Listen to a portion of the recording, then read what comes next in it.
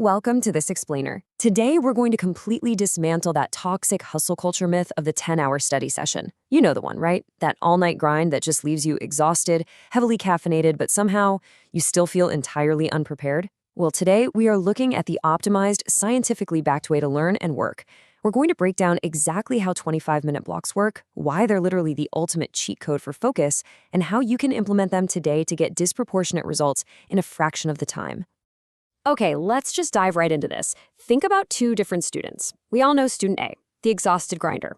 They've been sitting at their desk for 6 straight hours, running on their third cup of coffee, just mindlessly rereading and highlighting everything in sight. But compare that to student B. They put in a super calm, collected 2 hours. They know exactly what to review, they use active recall, and come exam day, they score significantly higher. You see, student A thinks time spent equals knowledge gained, but student B knows that how you study is infinitely more important than how long you study. Which brings us to a really massive question. Why do those 10-hour completely open-ended study sessions almost always fail? I mean, you might think staring at a textbook all day shows incredible dedication.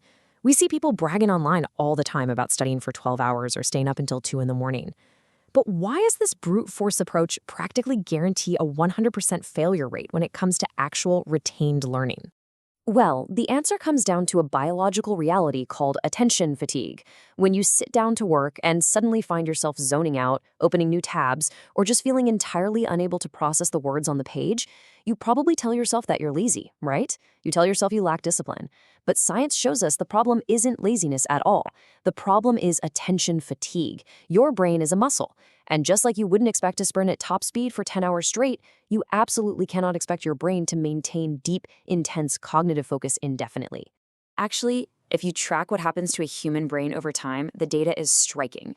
At the 10-minute mark, your focus is incredibly sharp. But right around that 25 to 30-minute mark, the brain simply maxes out. The performance curve drops off a cliff if you don't take a break. Trying to push past that biological limit without resting, it means you're studying with severe diminishing returns. You're putting in maximum time for minimum retention. So, the crucial point we need to focus on is this exact number, 25. If our brains naturally start to lose their grip on complex information after about half an hour, then 25 minutes is the absolute sweet spot. It's long enough to get deep into a state of flow and make really meaningful progress, but short enough that your brain doesn't hit that wall of total cognitive exhaustion.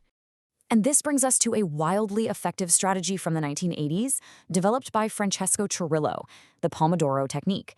The basic idea here is beautifully simple. You do not push your brain for hours on end. Instead, you chunk your work. You lock in for 25 minutes of intense, distraction-free focus. Then, you take a mandatory 5-minute break. You repeat the cycle 4 times. And after that 4th cycle, you reward your brain with a much longer break. By working in these manageable intervals, your brain never enters that state of overwhelming fatigue. It actually thinks, hey, 25 minutes? Yeah, that's totally manageable.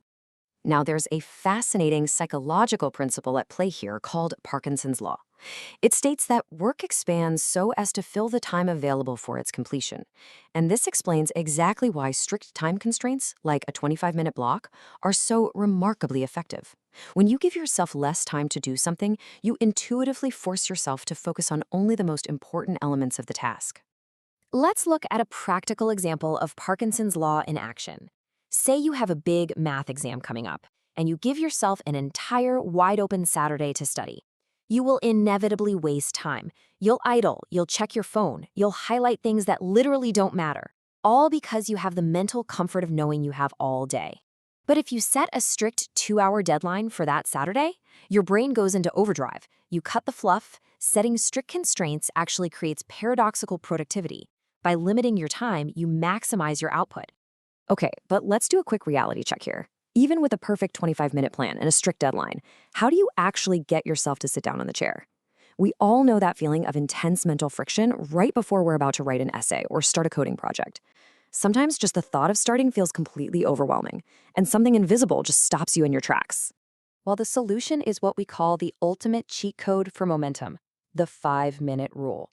When that mental friction feels way too heavy, you don't need to commit to 2 hours, and you don't even need to commit to 25 minutes right away. Here's how you kind of trick your own brain. You simply tell yourself, I'm only going to practice this for 5 minutes. That's it. By making the commitment incredibly small, you drastically lower the psychological barrier to entry. Your brain stops viewing the task as this massive, dreadful mountain. And here's the magic. Our brains are actually pretty easy to fool.